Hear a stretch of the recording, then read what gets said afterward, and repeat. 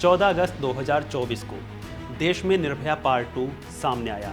कोलकाता के RG Kar medical college and hospital में trainee महिला डॉक्टर से दुष्कर्म और फिर उसकी जान लेने का मामला सामने आता है, जिसके बाद से आरजीकर हॉस्पिटल का नाम चर्चा का केंद्र बन गया।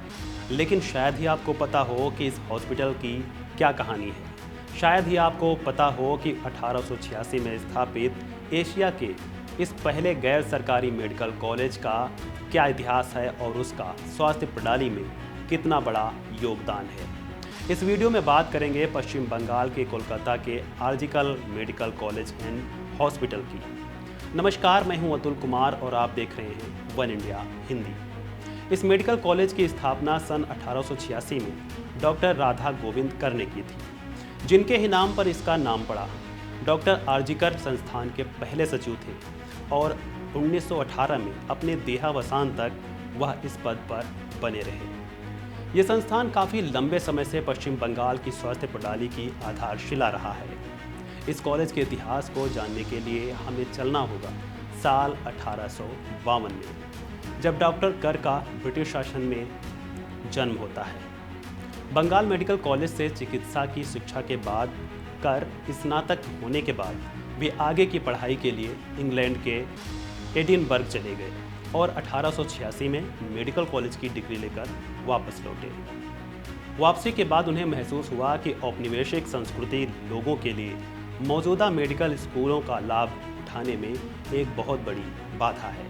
इस तरह कर के मन में एक नया मेडिकल स्कूल खोलने का विचार आया और उसी साल कलकत्ता स्कूल ऑफ मेडिसिन अस्तित्व में आता है।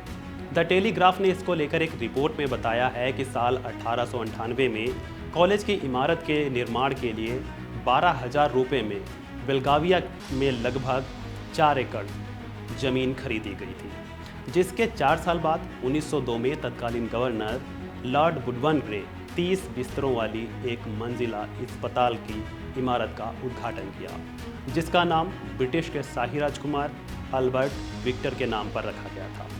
साल 1904 में कॉलेज का विलय एक समान संस्थान college of physician and surgeon of Bengal के साथ कर दिया गया, जिसकी स्थापना 1895 में हुई थी।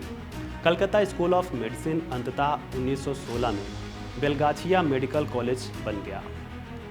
2 साल बाद 19 दिसंबर 1918 को डॉक्टर आरजीकर का निधन हो जाता है। कर की मृत्यु के 1 साल बाद 1919 में कलकत्ता विश्वविद्यालय ने कॉलेज को अंतिम MB मानक के लिए संबद्धता प्रदान की। देश की आज़ादी तक यह कॉलेज एक प्रख्यात संस्थान बन चुका था। आज़ादी के कुछ महीनों बाद 12 मई 1948 को कॉलेज का नाम बदलकर इसके संस्थापक आरजीकर केर के नाम पर कर दिया जाता है। राधा गोविंद कर को बंगाल के समाज में बहुत ही सम्मान दिया जाता है। 12 मई 1958 को पश्चिम बंगाल सरकार ने इस पूर्व निजी कॉलेज को अपने अधीन ले लिया, जबकि पश्चिम बंगाल स्वास्थ्य विज्ञान विश्वविद्यालय से संबद्ध है और भारतीय चिकित्सा परिषद MCI द्वारा मान्यता प्राप्त है। यह MBBS और MS MD चिकित्सा शिक्षा के अलावा विभिन्न विषयों में पोस्ट डॉक्टरेट, PG डिप्लोमा और फेलोशिप कार्यक्रम आदि भी प्रदान करता है। फिलहाल इस वीडियो में इतना ही। खबरों से जुड़े अन्य अपडेट्स के लिए वन इंडिया को करें लाइक और सब्सक्राइब।